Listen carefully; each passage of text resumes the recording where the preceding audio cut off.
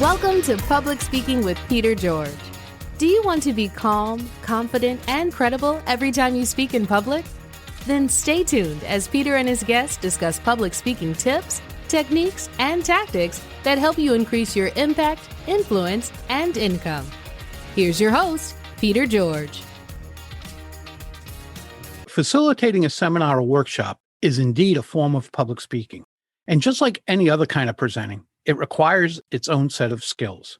When organizations look to hire an instructor, they often look for those who know the science of facilitation, but only hire those who know how to use the science in an artful way. And that, my friend, is the secret recipe for the ideal and the best of the best. In this episode, Tina Clements shares this artful approach and how you can be the best of the best. Tina is a high-energy, hands-on keynote speaker, author, coach, facilitator, entrepreneur.com contributor, and successful leader. Before launching the BMW joint venture, the Retail Performance Company, she worked for more than 10 years within BMW North America. She has also been in the learning and development industry since 1996. Throughout her career, she has held leadership positions such as vice president, operations manager, and training manager. Believing that a company's success is directly related to the engagement of its people, she excels at moving businesses forward and motivating and growing talent. Tina has worked with such organizations as HBO, Volkswagen, Mini, IBM, WVIP radio and cable systems, and boutique firms such as Automatic Education. Always challenging herself to improve and grow, she has earned numerous coaching and training certifications. Here's my chat with Tina Clements. Welcome to the show, Tina. It's a pleasure to speak with you. Thank you so much. I'm very excited to be here today. Tina, facilitating is a form of public speaking, and like other public speaking skills, doing it can be extremely difficult. What makes a facilitator the best of the best? The ones that are not doing it to entertain. The ones who can present the information and know how to get out of the way of the learner. That's it. And it's challenging, and it's focused, and it's difficult, and it is it's really an art, my friend. It really is an art. Those are the ones who make the best of the best. I know exactly what you mean, because there have been times when I've been facilitating where I started telling my stories. And that's okay. I mean, of course, humanizing you to your audience is a goal. Of course you want to do that. So you can and should bring some of you into it. There's no question. It doesn't become the you show. And that's the difference. And I've hired many a facilitator in my career. And very quickly, within, quite frankly, seconds, if someone is out to support the art, and it's about them, not me, or those that are up there and I should throw them a pair of tap shoes. That's it. That's definitely it. I know you often talk about myths about facilitation and the way they keep us from being the best we can be. What are some of these? I feel like I should grab my book. I have to cheat, right? And I wrote the book, so that's pretty fun. One of the myths is I have to know everything. I have to be the pro. So many of us get hired to facilitate the message, a message, whatever it is. And we feel as if we have to come to the table knowing every single thing. I find this a lot with my product instructors when hired to teach a new automotive componentry to technicians or something like that, right? And yes, of course, there needs to be a definite education around your topic, and you have to be confident and know, but you don't have to know everything. There are tools and techniques that we can use, again, artfully, to get the audience engaged or to be vulnerable and say, that is a great question. Who knows the answer to that question? Okay, no one? I'm going to find out the answer for you for that question. It's okay. And there are so many junior facilitation warriors that I've worked with who feel like, no, they hired me, so therefore I have to know everything plus more. Ashpet, as my grandmother would say, take a breath.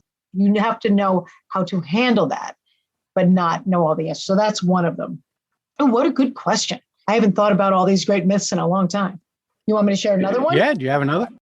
I think one of them, gosh, there's so many, is, well, let's start with number one, which is it's all about me.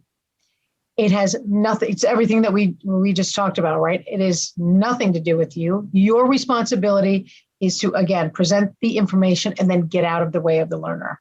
And that's where you come in, to understand adult learning styles, to acknowledge and validate, to use the technique of question back, which is to get the room involved, knowing what activities to create to support all of those learning styles, et cetera, et cetera, et cetera.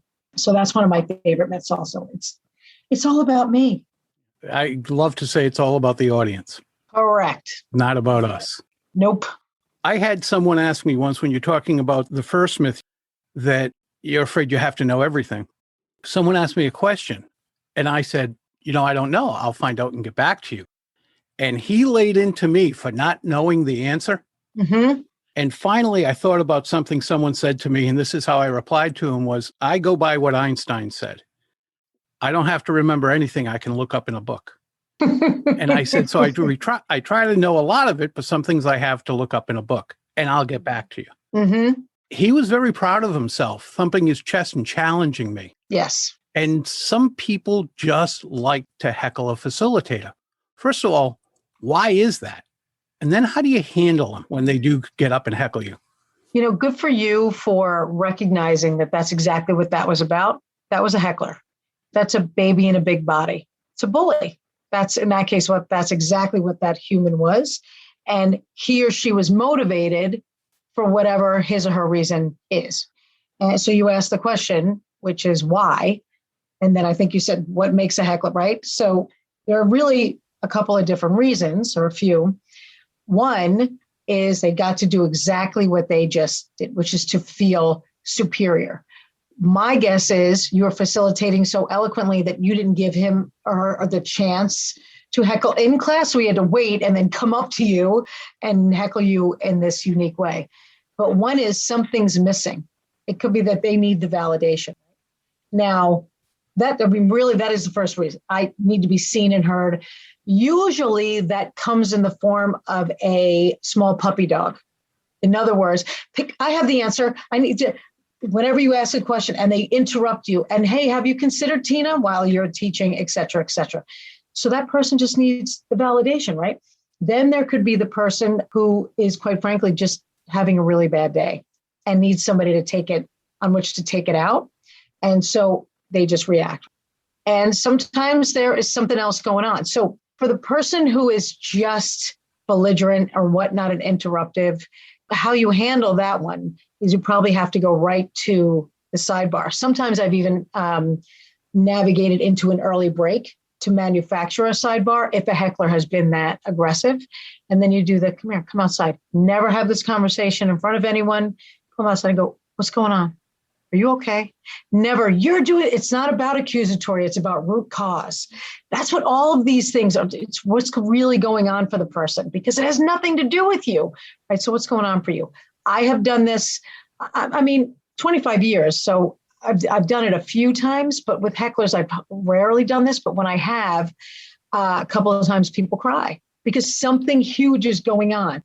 One person divorced, one person, somebody was very sick.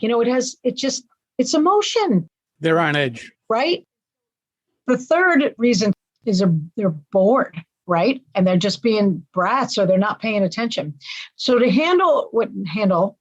support that entity, what you do, you walk the room. First of all, you should be walking in the room as a facilitator anywhere, depending on exactly what's going on.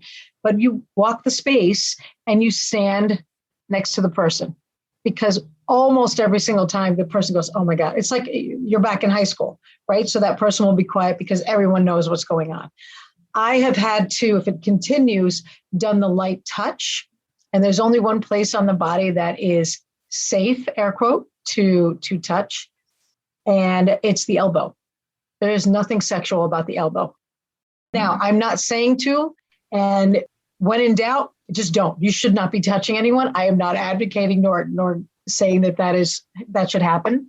But when able and somebody is sitting there like this and I'm able to just give them something, just a little physical more presence, it stops them in their tracks. And if it elevates, you can still do the sidebar kind of a thing. But the conversation will be different. So what's going on for you in there? All right. So here's the thing. I know. But it's a high school conversation, and then they can go back. That's all. And I've excused people altogether during those sidebars also. I mean, if they're really don't have the ability to focus and say, go, it's okay. Just go. It can't add, they're not going to learn by staying, and they're getting in the way of the rest of your audience. So it's okay.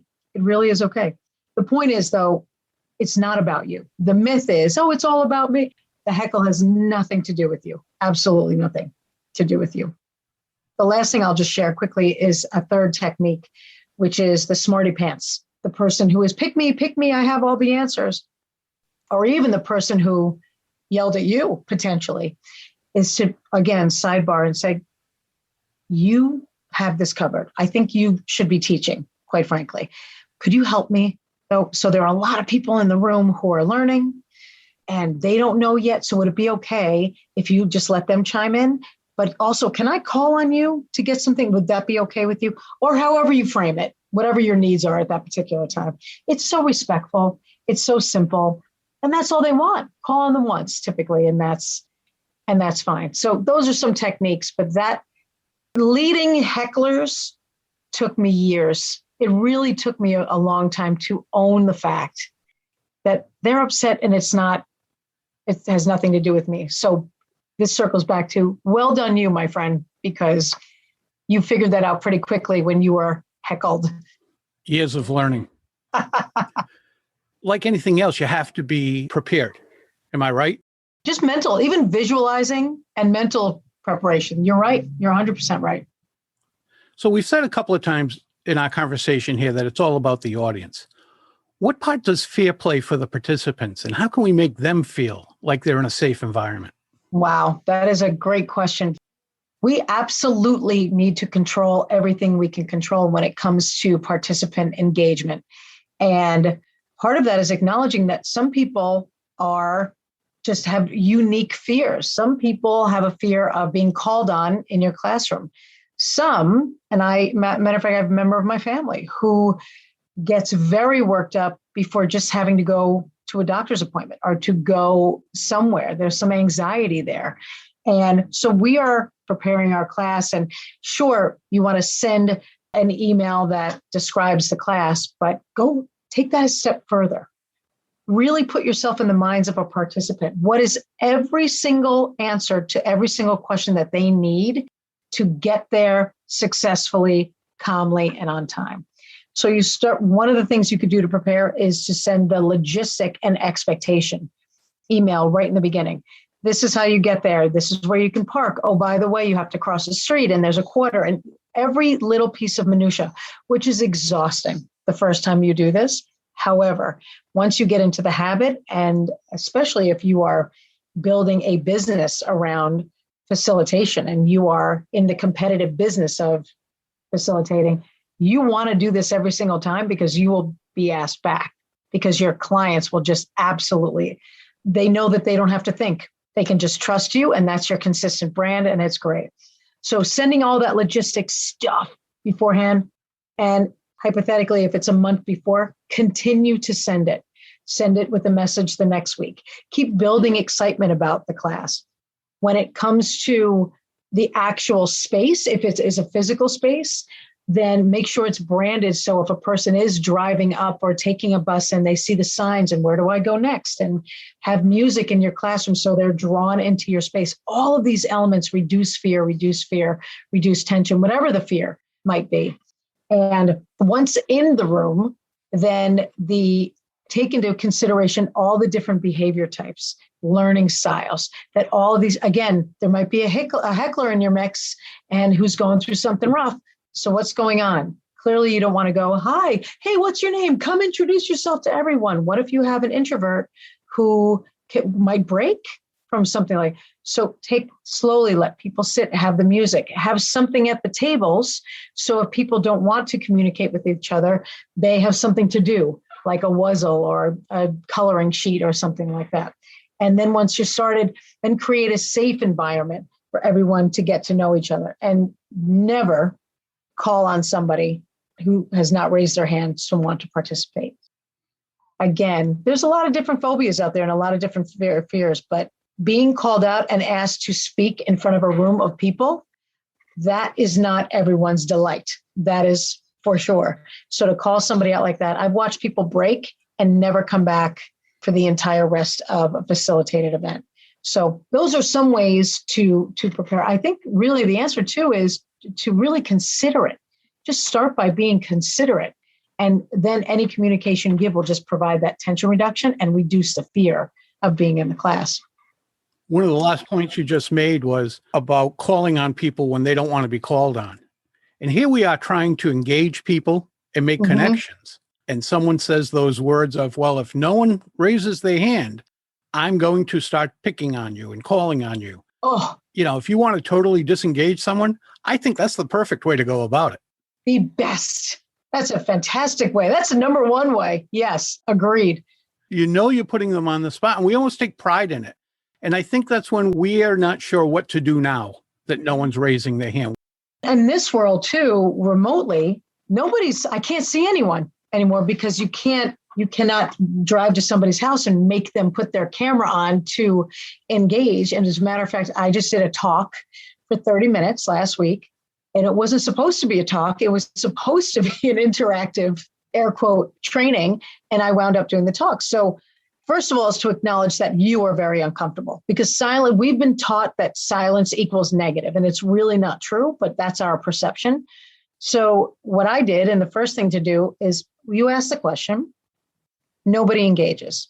I always take a beat to say, you know what, maybe I didn't ask that. Well, hold on. Even if it was asked perfectly, ask it a different way and then try it again, because most of the time somebody will jump in, and it's usually the same people, but that's okay. It's all right. Like, get that going and get it out there. At some point you have to acknowledge that this ain't working. And it could be you have a certain learning style who isn't auditory, who isn't in that way, who isn't right, doesn't need to participate. They're visual learners and they're watching and whatever the thing is, right? Okay, acknowledge it. Say, okay, I'm going to go ahead but if anyone, and just continue to invite them. And then you have to keep going with the flow. The other thing to try, even if it's a remote call via the camera, is to say, I'm going to flip the question. On a scale of 1 to 10, how true do you think that blah, blah, blah is? It's a one-word answer. So now you've got the 7. Just throw it out. 6, 5, 4. Everyone's comfortable saying a number because it's safe, right? And it's just one number. So that can help to get a ball, again, tension reduction. Know that it's a safe environment to answer. You psychologically lock in, and then it opens the door a little bit more. And then you can add to that, raise your hand if you disagree with what I'm saying. They don't have to say a word, but now they're physically engaged, which is important anyway. Now at least there is engagement, as opposed to having to just go, okay, nobody's answering, so I'm going to go ahead and share with you which has to happen too. But now there is some physical and psychological engagement at the same time.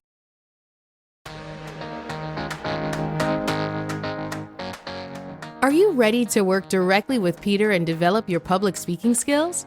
Then schedule your free call with Peter at petergeorgepublicspeaking.com/call. Again, that's petergeorgepublicspeaking.com/call for your personal coaching and support. Now back to Peter and his guest.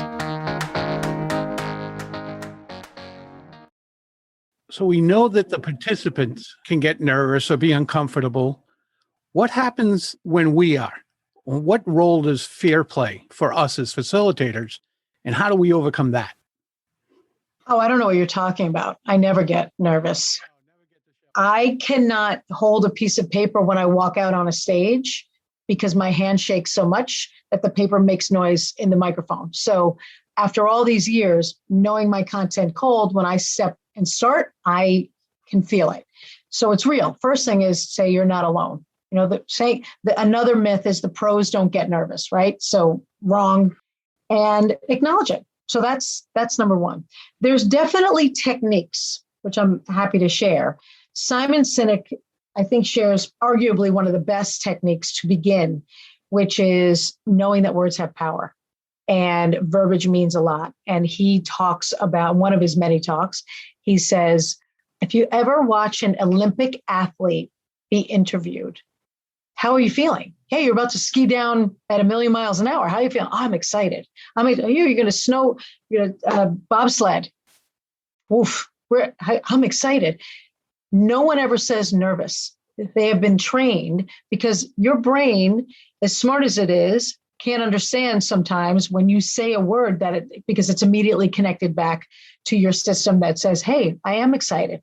If you feel the characteristics in your body when you get nervous, your hands sweat, your stomach hurts, and your body shakes. And when you get excited, your hands sweat, your stomach hurts, and your body shakes. And Simon goes on to talk about that. It's the same feeling. So if you shift, oh my God, I'm so nervous to go on that roller coaster. I'm excited to go on that roller coaster. And I have actually said it out loud and felt a physical tension reduction. It absolutely works. You just, again, shifting your perspective. The other things to do before, some other ideas way before, is to practice, is to really know your stuff. Never over rehearse, over own it, but know it so you know it. You know the flow, you know when to make your left turns, et cetera, et cetera. Confidence will decrease your tension. Making sure that you're prepared way before, meaning if you're going somewhere, if it's technology based, that days and weeks before, you've prepared everything that you need to prepare, and pack. If you're going somewhere physically, make sure you're physically prepared. This way you're taking out anything that could potentially stress you out and bring you more nerves, right? You're getting rid of them. You're controlling everything that you can control. The day of, if you can practice this way, meaning get in your space, do it remotely.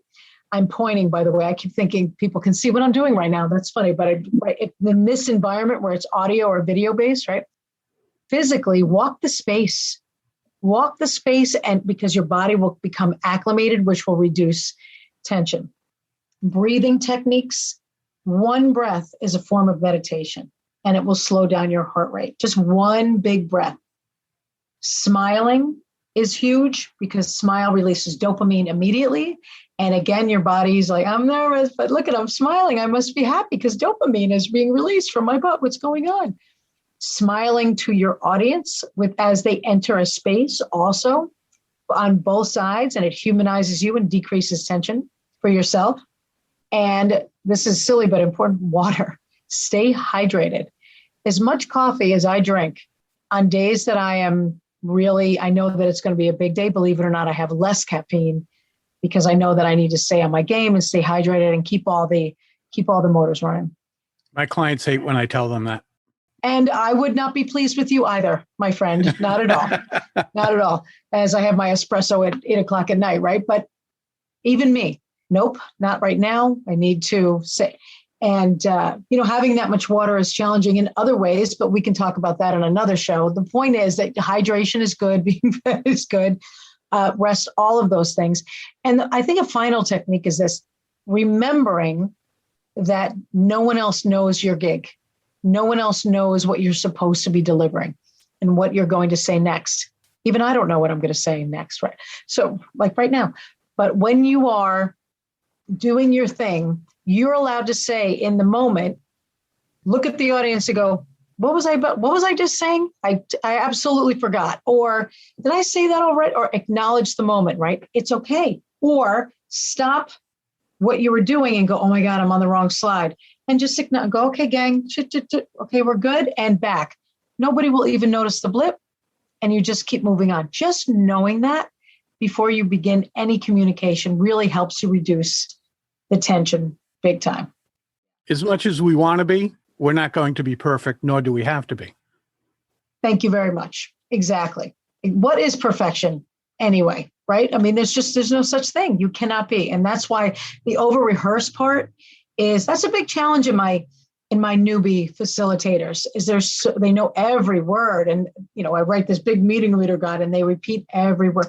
Nope, absolutely not. That's the Tina way to do that. Now what's your way to do that? Good point. Good call. What's one final tip you have off the top of your head? A final tip for our listeners. I think when it comes to this world, it's to accept the fact that managing failure is your way to success. You're going to goof. You're going to go left when you should have gone right. You're going to say the wrong thing. Everyone has. The reason why I'm so confident and I love this, what I'm doing so much, is because of the flaws and the mistakes that I made to get here. So embrace it, own it, learn the lesson, deploy it, and then teach others. That's awesome. That was a great question. Thank you for asking that question. This has been really informative, and I really appreciate you coming on. And I thank you for your patience. We had quite a difficult time getting our schedules to mesh, and we finally did, and I'm absolutely thrilled that we did. How can our listeners learn more about you? Where can they go to learn more about you and your services? I would love for them to visit rpcamerica.com, which is our website, and all of our data is there, and you can get in touch with me directly through our website. I would love to hear from you.